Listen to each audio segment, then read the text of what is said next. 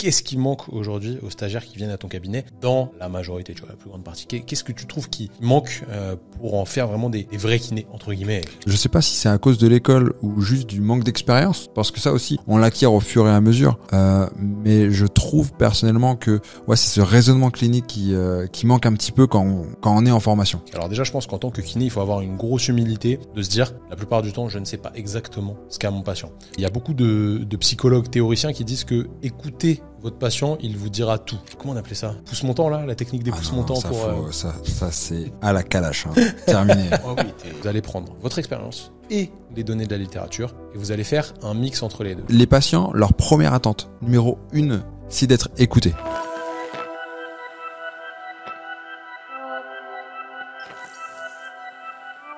Salut les amis, j'espère que vous allez bien aujourd'hui. Bienvenue dans ce nouvel épisode du Training Therapy Podcast. Je suis avec mes deux compères JP et Simon. Ça va les mecs? Ça va impeccable. Hein. Aujourd'hui, j'aimerais parler d'un truc de vieux briscards avec vous. De vieux briscards qui ont eu de vieux des stagiaires loupards au cabinet. C'est vrai que t'as des poils blonds, mec. Ah, c'est important. Je pense que tout kiné qui aime se former et du coup qui aime former, transmettre, a déjà eu des stagiaires au cabinet et on a tous déjà été stagiaires, donc on va se reconnaître dans ces situations. J'aimerais parler des stagiaires kinés. D'ailleurs, si tu viens d'avoir ton diplôme de kiné et que tu te poses des questions sur comment t'installer en libéral, comment te créer une patientèle spécifique aux sportifs ou sur toute autre branche de la kinésithérapie, ou même que tu flippes et que tu te sens pas 100% en confiance pour commencer cette nouvelle activité, d'ici la rentrée de septembre, avec toute notre équipe de kinés de Training Therapy, on va organiser une conférence en ligne totalement gratuite pour t'aider à t'installer et démarrer ta carrière avec sérénité. Et t'éviter toutes les erreurs qui peuvent te pourrir la vie en tant que néo-diplômé, parce qu'au début c'est un petit peu relou, je vais pas te le cacher, on est aussi passé par là. La date n'est pas encore fixée, mais tu peux t'inscrire dès maintenant en cliquant sur le premier lien en description. On t'enverra un message quand ce sera prêt. Et évidemment, partage ça avec tous tes potes de promo, les étudiants que tu connais, sur Instagram, sur le Instagram d'un BDE. Je sais pas si vous avez un Instagram de BDE, mais à l'époque, on en avait fait un. On verra ensemble comment faire un truc de fou pour mieux commencer ta vie de diplômé en kinésithérapie. Encore une fois, c'est gratuit, alors profites-en maintenant. Ils sont très intéressés la plupart du temps quand ils viennent au cabinet. Bon, des fois, il y en a 2-3 qui sortent un peu des cases, mais la plupart du temps, ils sont intéressés. On pourra parler de... Non, on parlera pas de lui. Il m'avait rendu fou. Il m'avait rendu déçu. Ah, je suis Je désolé. l'ai raconté quand même.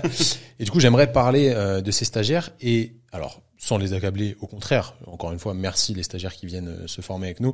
Vous êtes au top, vous êtes très intéressés, c'est super important. Et on a été à votre place aussi. Exactement. Mais qu'est-ce qui manque aujourd'hui aux stagiaires qui viennent à ton cabinet dans la majorité, tu vois, la plus grande partie? Qu'est-ce que tu trouves qui manque pour en faire vraiment des vrais kinés, entre guillemets? Encore une fois, c'est pas méchant. Ouais, non. No offense, les stagiaires, nos problèmes, on est là pour upgrader. Donc, je pense que ce qui manque aux stagiaires aujourd'hui, si on fait une généralité, c'est un peu de raisonnement, un peu de, en fait, on a tendance, quand on commence en kiné, à chercher des recettes miracles, à chercher des méthodes miracles, des trucs bien protocolisés, et du coup c'est hyper rassurant parce qu'on a un cadre, mais pour le coup on pose son cerveau et on n'a rien à faire, et là on devient un ouvrier de la kinésithérapie.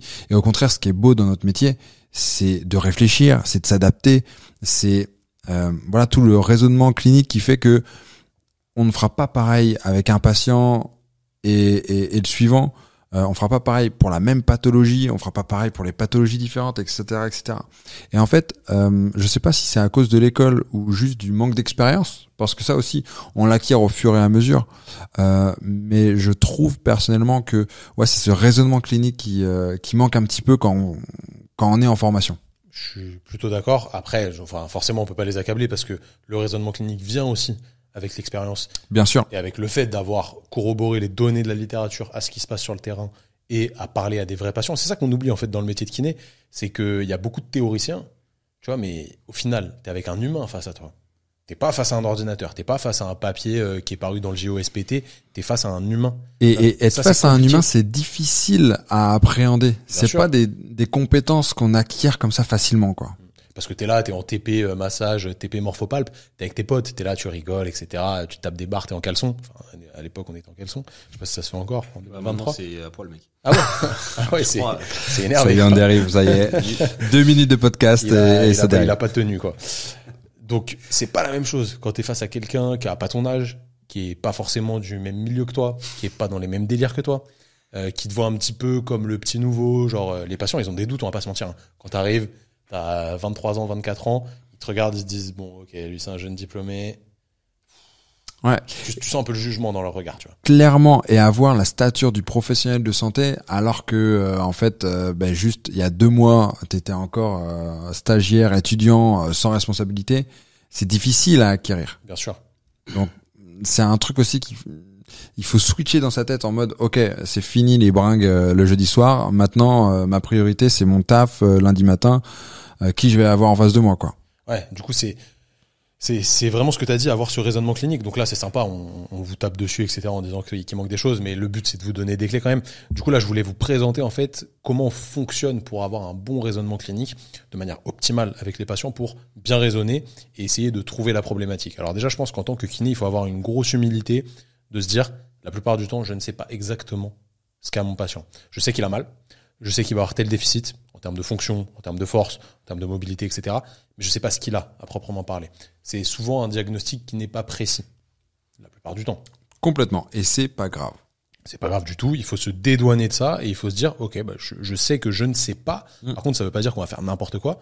On va essayer de limiter le risque et le risque d'erreur surtout. Et c'est à ça que nous sert la science en réalité, de diminuer au maximum les risques d'erreur pour être proche de la réalité, mais sans savoir à 100% ce qu'a la personne parce que c'est impossible. Donc en réalité, quand votre patient il se présente à la première séance, il faut faire un bilan, vous en doutez bien. Et le bilan, en fait, son but, c'est de faire un raisonnement clinique. Plus qu'un BDK. À l'époque, on disait BDK, bilan diagnostic kiné. On disait ça aussi. Je trouve ça éclaté comme terme. Le mieux, c'est de faire un raisonnement clinique. Un raisonnement clinique, en quoi ça consiste? Il y a 3 étapes à un raisonnement clinique. D'abord, vous allez prendre les informations qui viennent du patient. Donc en fait, vous allez faire votre anamnèse. C'est très important. Et il y a beaucoup de psychologues théoriciens qui disent que écoutez votre patient, il vous dira tout. C'est une phrase qui ressort souvent. Et c'est souvent réel quand vous posez les bonnes questions et surtout quand vous laissez parler le patient. Question ouverte la plupart du temps pour que le patient déblatère un maximum de choses. Et vous avez plein de réponses à vos questions déjà. Souvent le patient va vous dire depuis quand il a mal, où est-ce qu'il a mal, qu'est-ce qui augmente sa douleur, qu'est-ce qui diminue sa douleur, qu'est-ce qui influence sa douleur en pire ou en mieux, je sais pas si ça se dit, comment est apparue la douleur, quelles activités lui font mal, quels objectifs il a dans la rééducation. Souvent, il vous dit tout si vous posez les bonnes questions. Donc ça, c'est vraiment important. C'est la première partie du raisonnement clinique à laquelle on va ajouter évidemment tout ce qui est examen de la mobilité, examen clinique général. Donc votre testing, vos scores fonctionnels, etc. C'est des choses qu'il faut prendre. Donc au début, en fait, première partie, on prend un max de données. Genre, on s'imagine qu'on a une grosse feuille et qu'on veut la remplir au maximum, sans abuser, parce que des fois, il y a certaines données qui vont pas nous servir. Sur une épaule, par exemple, vous n'allez pas forcément faire un test de Lachman pour voir si le croisé est en bonne santé, parce que potentiellement, s'il y a une instabilité de genou, il peut y avoir des douleurs sur l'épaule. Pas du tout. Il faut pas non plus devenir fou à aller faire des comment on appelait ça, pouces montants là, la technique des pouces montants pour. Ça c'est à la calache, hein. Terminé. Oh oui, t'es à ce point-là. Okay.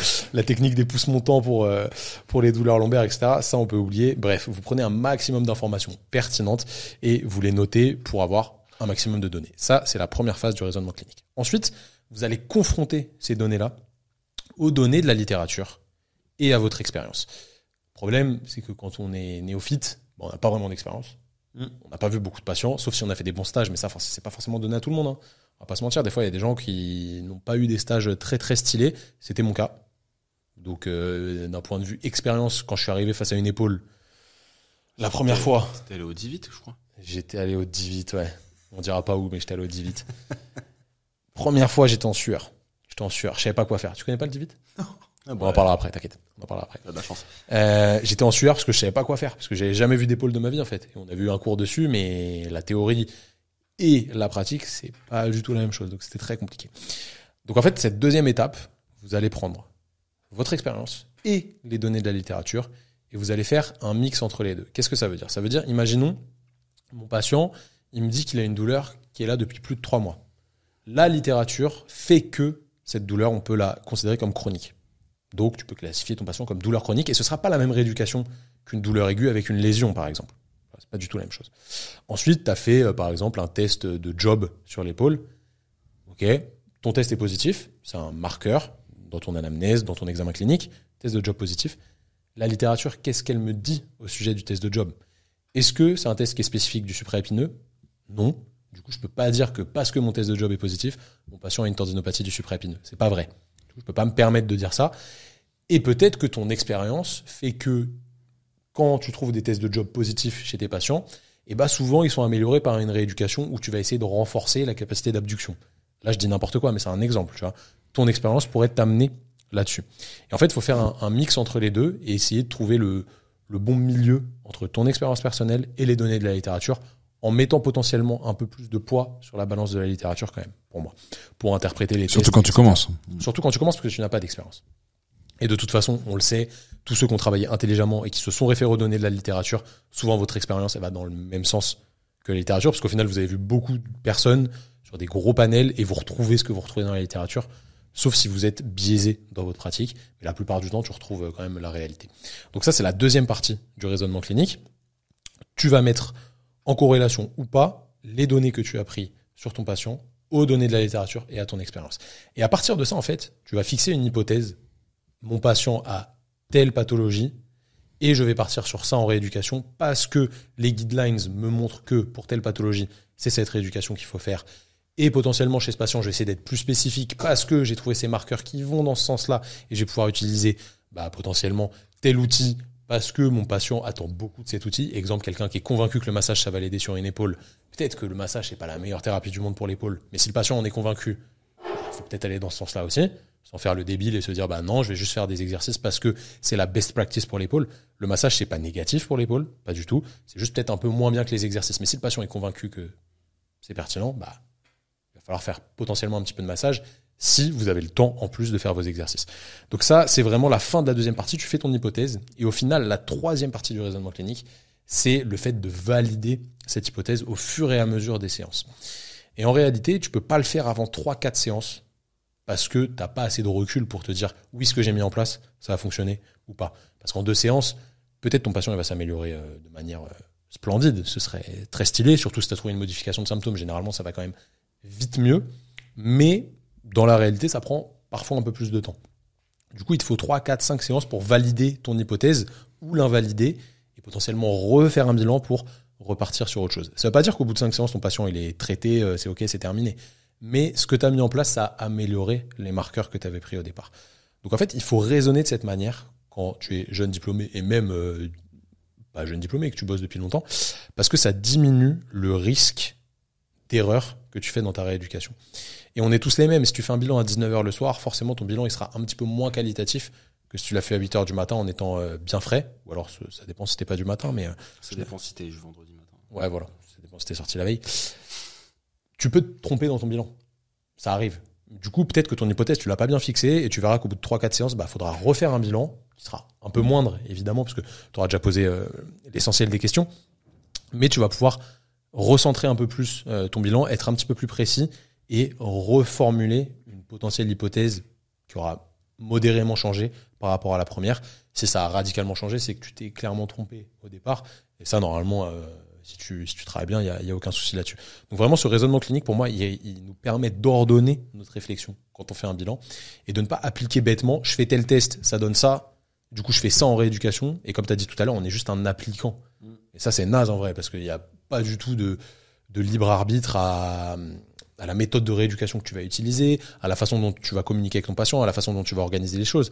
Sachant que tous les deux, on travaille à peu près pareil. On a les mêmes idées. On a lu à peu près les mêmes papiers. Si je te donne un patient A, aujourd'hui, tu vas faire une rééducation qui va aller dans le sens de la remise en charge, etc., s'il a une tendinopathie. Moi, je vais faire la même chose, mais on va pas choisir les mêmes exercices. On va pas les ordonner de la même manière exactement. Ça va se ressembler dans la globalité, parce qu'on va avoir un raisonnement clinique qui est semblable, mais notre patte, ce sera pas exactement la même, parce qu'on a nos spécificités, et c'est ça qui est bien, en fait. Parce exactement. Que la kiné, c'est pas forcément gravé dans le marbre, genre on fait que comme ça. Non, ça dépend du kiné, ça dépend du patient, ça dépend du contexte. Et le raisonnement clinique te permet d'orienter ces choses grâce à ton expérience. Malheureusement, t'as pas d'expérience quand tu sors de l'école, donc c'est pas forcément facile. Tout à l'heure, tu parlais de recettes. Tu disais que c'était dommage d'appliquer des recettes. Je sais que Simon, il est pas forcément 100% dans cette idée-là pour les personnes qui n'ont pas d'expérience. Je sais que t'aimes bien avoir des moi, je pense que petites recettes au départ pour apprendre. On est obligé pour apprendre d'avoir des recettes, c'est obligatoire. Enfin, il y a personne qui est arrivé comme ça direct avec le truc, tu vois, pour réussir à conduire une bonne rééducation ou même tu vois, la cuisine, conduire, bricoler, tu vois, au début t'es obligé de suivre un tuto précis, tu vois, et après tu te dis ok, bon bah maintenant ça je sais bien le faire, comment je vais pouvoir faire pour peut-être aller plus vite, ou je vais me rendre compte qu'en fait c'est vrai qu'en fait peut-être que c'est pas exactement vrai, ça s'applique dans 70% des cas, mais il y a 30% des cas c'est pas comme ça, et donc du coup tu vas pouvoir de réfléchir sur ces situations. Toujours est-il que ça va demander un petit peu de réflexion, oui, et pas juste de chercher la facilité à juste vouloir appliquer. Ça, je suis entièrement d'accord, et c'est là-dessus où je vous rejoins sur le fait que les recettes, c'est pas ce qu'on préfère, parce que on a peur aussi que les gens, après, ils ne réfléchissent plus. Et nous, ce qu'on aime, c'est les gens qui réfléchissent. Mais je pense que si c'est bien amené, j'ose espérer que ça va les initier, entre guillemets, et les inciter à aller chercher au-delà de ces recettes dans un second temps, tu vois. Ok, je comprends ce que tu veux dire. Moi, j'ai tendance à penser que si tu as les grandes recommandations en tête, tu suis la littérature, en fait, t'as peu de chances de te planter, tu vois. Ouais, mais c'est trop flou. C'est trop flou. Regarde, si je te dis... Sur le bilan, je suis d'accord. Sur le bilan, c'est pas simple. On suit les Non, recommandations. je suis d'accord. Il faut faire du renfort. En rééduque, c'est facile. Non, mais il faut faire du renfort, mais faire du renfort, c'est hyper vague. Et c'est même pas ça. En plus, il faut faire des exercices. Ouais, il faut faire des exercices. Ouais, non, mais bien hyper sûr. vague. Donc, en vrai, au début, En fait, te dire, fais ça comme exercice. Voilà. Ouais, je comprends ce que tu veux dire. C'est faux. Il y en a 250 000. Ouais. Mais dans un premier temps, quand tu commences, il te Alors, faut ces 3 dans ces cas-là, je pense que si on veut trouver un juste milieu, il faudrait donner une recette avec une part d'adaptabilité. Et si les gens suivent nos podcasts, ils ont compris que notre idée, c'est justement ça, c'est toujours s'adapter. Donc en fait, si on donne une recette, parce que en effet, c'est bien d'avoir un cadre pour pas complètement faire fausse route, pour les jeunes diplômés, peut-être que cette recette, elle doit avoir des variables où vraiment il y a de l'adaptabilité aux patients, tu vois. Mettre ça plus en avant que ça l'est. Oui, on a tous reçu des protocoles de chirurgiens où ils te disent de telle date à telle date. Ça m'énerve. Tu vois. Mais quand on était jeune diplômé, on regardait le truc et on se disait ouais, ok, au moins c'est rassurant. Le chir lui-même a pris le temps de me donner un protocole. Ouais. Tu vois. Donc en fait, ça te permet de pas faire totalement fausse route. Tu vas pas aller sans doute au plus vite. Tu vas pas aller. Bien sûr. Tu vas pas prendre le meilleur des chemins. Mais tu vas prendre un chemin qui va T'amener au point B. Voilà. Donc ça c'est pas mal. Mais si dans ces protocoles on mettait tu vois, ne serait-ce que d'avoir une fourchette de temps, tu vois, et pas dire à telle date. Tu te souviens, c'était 0,21 jours, machin. C'est incroyable. C'est trop. Bien sûr. C'est pas possible, tu vois. Bien sûr. Je suis d'accord. Mais je pense que c'est vraiment, là encore une fois, une question d'éducation. Bien faire comprendre à la personne que, voilà, je vais te dire ça, tu vas appliquer ça, tu vas le tester, tu vas prendre de l'expérience, mais sache que c'est faux, tu vois. Ouais, exactement. Mais c'est pas la vérité stricto sensu, quoi. Exactement. Et moi, je disais tout le temps à mes patients, je te donne un programme à faire chez toi. Mais si tu vois que ça te fait mal, si tu vois que c'est trop, ou alors si tu vois que ça te fait rien du tout, on adapte. Donc je mettais je dis n'importe quoi, mais des séries entre 8 et 12. Et je lui demandais d'adapter par rapport à ce qu'il ressentait, pour lui expliquer que quand je lui donnais un programme, quelque part il y a toujours une partie de ressenti. Tu fais un peu à ton expérience et forcément qu'il y a un risque de te planter. Alors plus t'as d'expérience et plus ce risque de se planter il diminue, mais il n'empêche qu'il y en a toujours un.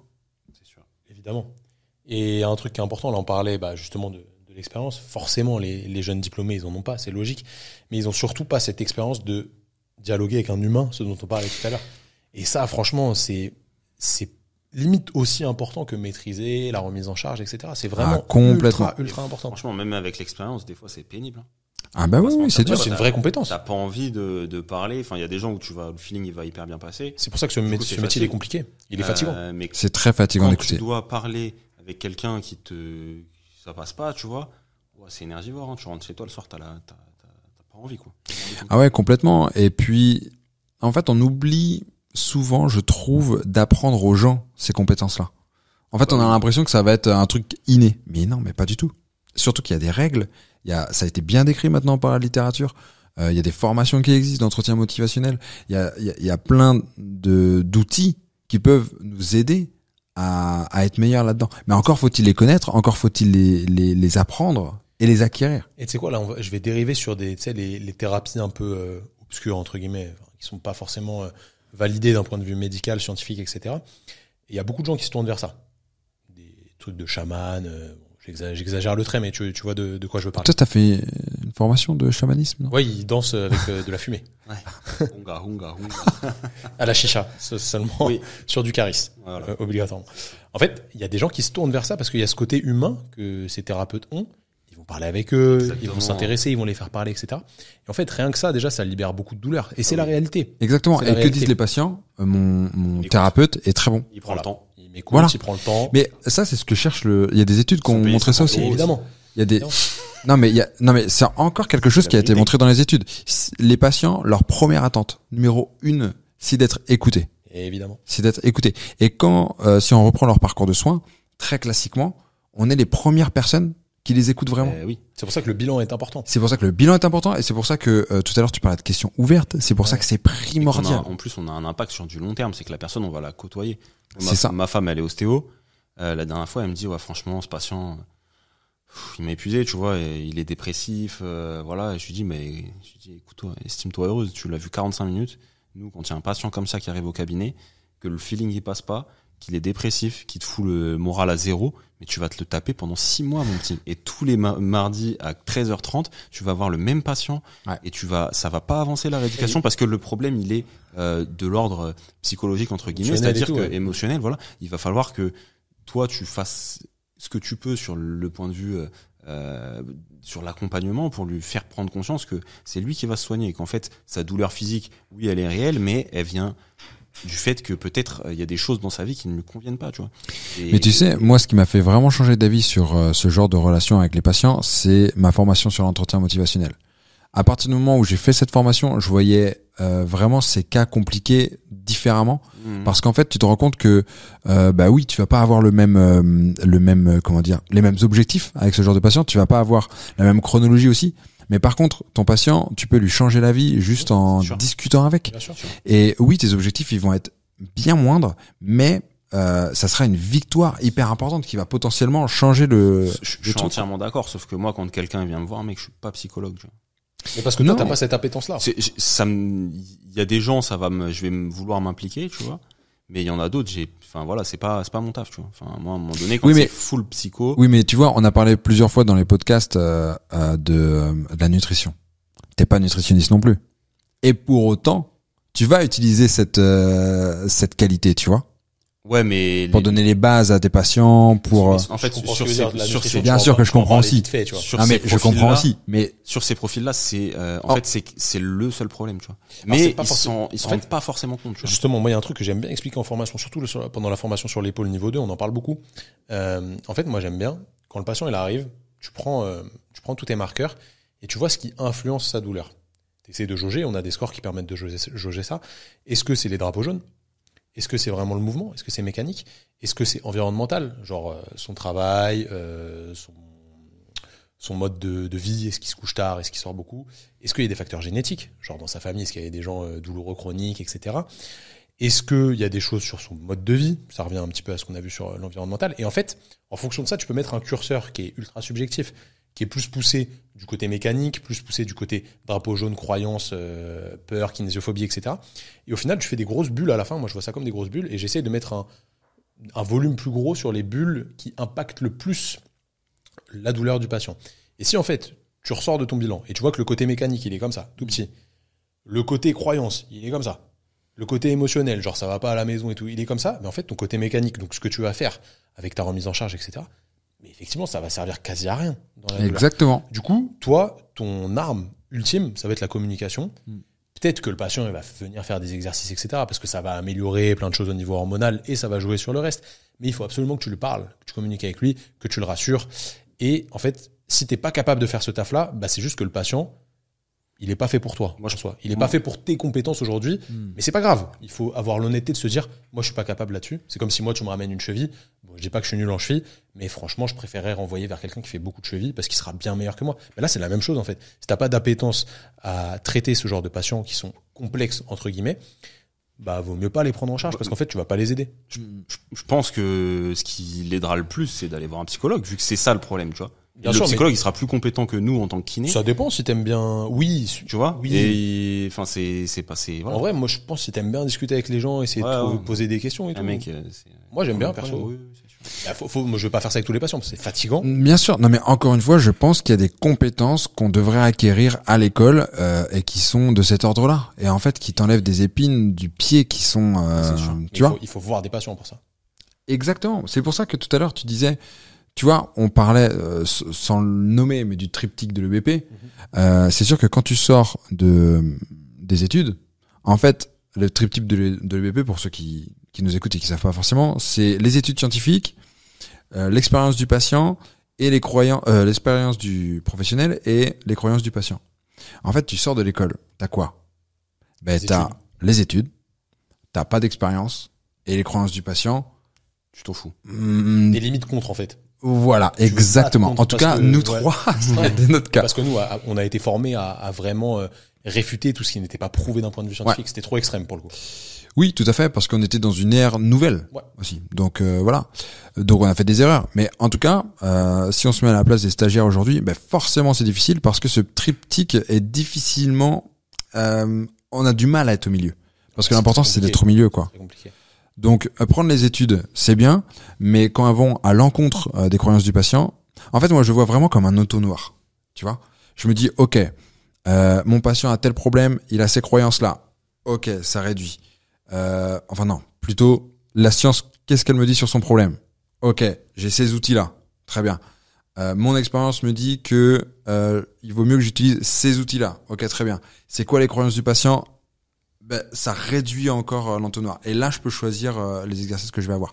Et ce qui était hyper intéressant sur ce que tu disais tout à l'heure, c'est que ton raisonnement clinique, ça te pousse à chaque séance quasiment, pas tout à fait, mais quasiment, à te remettre en question, Toujours. à t'adapter, à te dire, attends, est-ce que mon hypothèse, je peux la réfuter ou je peux la confirmer?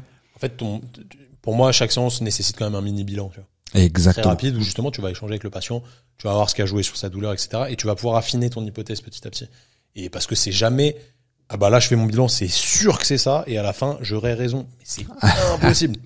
Impossible. Ou alors, si vraiment ça arrive, c'est que t'avais des œillères comme ça, et que tu voulais pas voir que ton patient, en fait, il est pas du tout en train d'aller mieux, et que t'as pris les marqueurs que tu voulais, et que tu l'as orienté pour qu'il te dise, ouais, ça va mieux. Tu peux tricher. Et un dernier truc que je voulais rajouter qui est quand même important, ça revient avec ce que tu as dit tout à l'heure. En réalité, en fait, les patients, ils viennent vous voir 2 fois par semaine, 3 fois même parfois. Et pour eux, vous êtes quelqu'un de très important. Exactement. Ça, c'est vrai. Nous, en vrai, les patients, on les estime, tu vois, c'est nos patients, on s'occupe bien d'eux. Mais t'en as 20 par jour, c'est dur. Le week-end, tu penses pas spécialement à eux, tu vois. Alors que eux, ils attendent le rendez-vous, t'es quelqu'un de plus important pour eux que eux sont importants pour toi. Je juge pas l'humain, tu vois. Mais ils attendent beaucoup de toi. Et parfois, c'est difficile de jauger ça et de comprendre ça. Et en plus, quand t'es jeune diplômé, tu manques d'expérience sur le fait de comprendre que lorsqu'on sait beaucoup de choses, on a de plus en plus de mal à comprendre que les autres ne savent pas. Et du coup, tu penses que tout le monde sait que le massage, c'est pas forcément la meilleure thérapie, que le repos, c'est pas ce qu'il faut faire, que les anti-inflammatoires, c'est contre-indiqué. Tu penses que tout le monde le sait. En fait, personne ne le sait. Que toi qui le sais et tes potes kinés. Mais les gens, ils le savent pas. Et ça, t'as du mal à le comprendre quand t'as beaucoup de connaissances. Au début, c'est vraiment compliqué. Moi, vraiment, si j'avais un fruit du démon à manger, tu vois, comme dans le film. One Piece, tu connais je mangerais. En fait, ils mangent des fruits qui donnent des pouvoirs. Voilà, si j'avais Par contre, ils perdent la capacité de nager. Ça va, moi je l'ai déjà pas. Ça a l'air de. Je l'ai déjà pas. T'es déjà à zéro. Ça a l'air de la piraterie, du coup, ils coulent à chaque fois qu'ils tombent dans l'eau. Voilà. Mais ils ont des pouvoirs. Et du coup, si tu peux voler, si tu touches pas là-haut. Ouais, voilà. Il y en a aucun qui peut voler. C'est pas ça.